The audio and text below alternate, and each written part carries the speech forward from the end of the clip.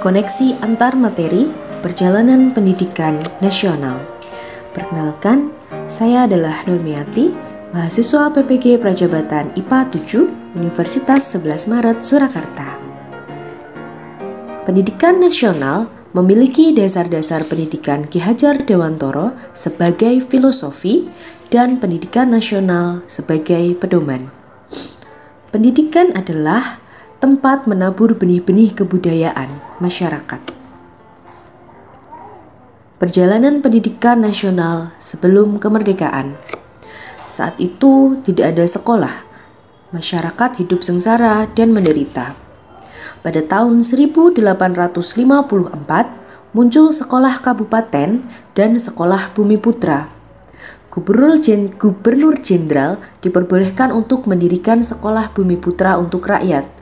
Para penguasa bangsa Belanda sama sekali tidak memperhatikan soal pendidikan kebudayaan. Mereka semata-mata mementingkan pengajaran yang intelektualitas serta materialistis. Pada tahun 1908 muncul organisasi Budi Utomo. Pada tahun 1912 muncul gerakan pemikiran R.A. Kartini. Kondisi pendidikan Indonesia yang memprihatinkan ini memunculkan tekad dan kegigihan Ki Hajar Dewantara dalam memperjuangkan dan mewujudkan cita-cita luhur pendidikan bangsa Indonesia diwujudkan dengan berdirinya Taman Siswa pada tahun 1922. Berdirinya Taman Siswa merupakan gerbang emas kemerdekaan dan kebebasan bangsa, jiwa rakyat untuk merdeka dan bebas. Menurut Ki Hajar Dewantara, mendidik dan mengajar adalah proses memanusiakan manusia sehingga harus memerdekakan manusia dan segala aspek kehidupan baik secara fisik, mental, jasmani, dan rohani.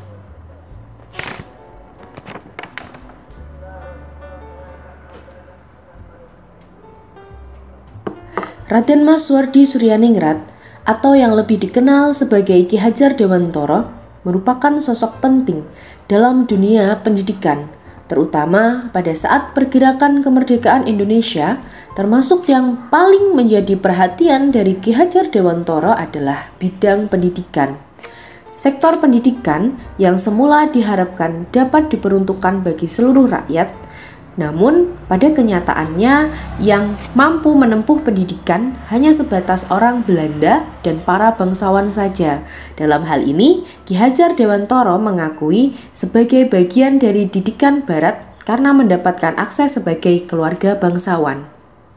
Selain itu, pendidikan yang diberikan kepada rakyat dengan tujuan tertentu, yaitu untuk menjadi pekerja pada usaha perdagangan kolonial Belanda. Orang-orang pribumi tidak bebas memilih mata pelajaran dan mereka tidak berhak menentukan pekerjaan yang mereka inginkan selepas mereka memperoleh pendidikan, di mana hal ini pelajarannya hanya terdapat 4, yaitu membaca, menulis, bahasa Belanda wajib, dan berhitung. Sebagai seorang aktivis dan kecintaannya pada dunia pendidikan, Ki Hajar Dewantara menyadari bahwa pendidikan tidak bisa dinikmatinya sendiri. Harus ada ruang yang dapat memfasilitasi rakyat untuk memperoleh pendidikan yang layak. Akhirnya, pada tanggal 3 Juli 1922, Ki Hajar Dewantara mendirikan sebuah perguruan Taman Siswa. Melalui sekolah ini, Ki Hajar Dewantara berupaya menumbuhkan kesadaran untuk mengenyam pendidikan dan tak lupa nilai-nilai kebangsaan serta cinta terhadap bangsa dan tanah air, dengan kata lain berjuang juga untuk mencapai kemerdekaan sebagai suatu bangsa. Perjalanan pendidikan nasional setelah kemerdekaan.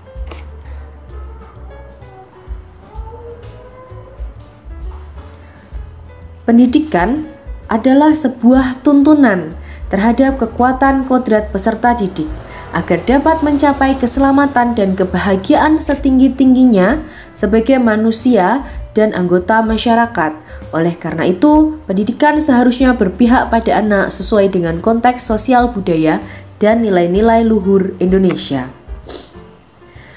Pada kala itu, pendidikan masih membelenggu karena praktek pada pendidikan masih berpusat pada guru atau teacher center learning. Guru sebagai spoon feeder menyamaratakan kemampuan murid, menuntut nilai sempurna dan waktu belajar yang terlalu lama. Pada saat ini, pendidikan mulai untuk memerdekakan peserta didik. Praktek kurikulum merdeka memusatkan pendidikan pada peserta didik atau student center learning.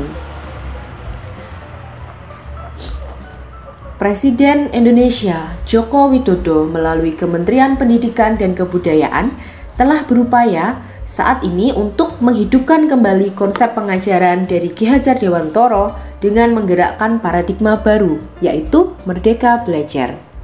Merdeka Belajar merupakan salah satu upaya untuk memerdekakan peserta didik dalam berpikir dan berekspresi. Pada dasarnya, program Merdeka Belajar ini memiliki tujuan untuk memerdekakan guru dan siswa. Ini sejalan dengan semangat Ki Hajar Dewantoro, yaitu memerdekakan manusia khususnya dalam hal pendidikan. Tentu saja, pemerintah juga harus memperhatikan bahwa tidak ada lagi rakyat yang tidak bersekolah disebabkan masalah ekonomi, karena itu adalah jaminan negara untuk rakyat berdasarkan Undang-Undang Dasar 1945. Dengan demikian, maka semangat Ki Hajar Dewantoro melalui Taman Siswa tetap harus dirasakan oleh generasi ke generasi. Pendidikan yang layak bagi semua golongan adalah Indonesia di masa depan. Semua akses pendidikan terbuka dan dapat dirasakan tanpa batasan apapun. Dan yang terpenting, menurut saya, setiap insan guru harus memiliki semangat Ki Hajar Dewantoro dalam dirinya. Refleksi diri. Setelah menelaah pemikiran-pemikiran Ki Hajar Dewantoro dan bagaimana strateginya dalam mewujudkan pendidikan yang berpihak pada peserta didik sesuai keberagaman konteks sosial budaya dan nilai-nilai luhur Indonesia, saya mampu merefleksikan pemahaman yang saya miliki sebelum dan setelah mempelajari topik satu ini. Pengalaman terdahulu.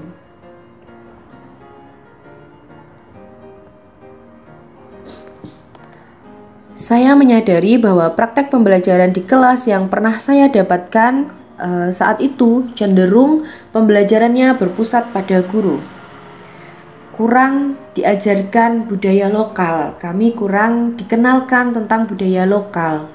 Kemudian metode pembelajaran disamaratakan bagi yang masih sudah pintar atau bagi yang belum paham, itu metode pembelajarannya disamaratakan.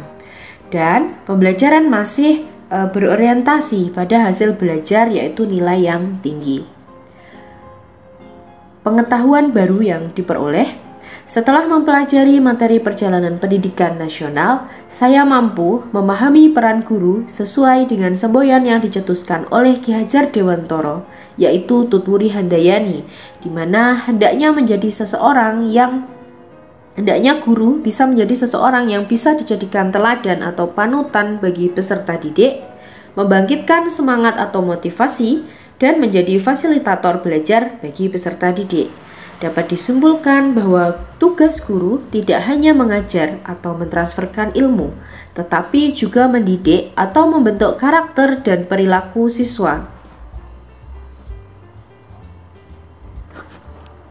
Pembelajaran yang akan saya terapkan di sekolah adalah saya bertekad untuk menerapkan prinsip dari Ki Hajar Dewantoro dengan cara yang pertama, mengembangkan diri dengan meningkatkan kredibilitas atau perilaku yang dapat diteladani oleh peserta didik maupun masyarakat umum.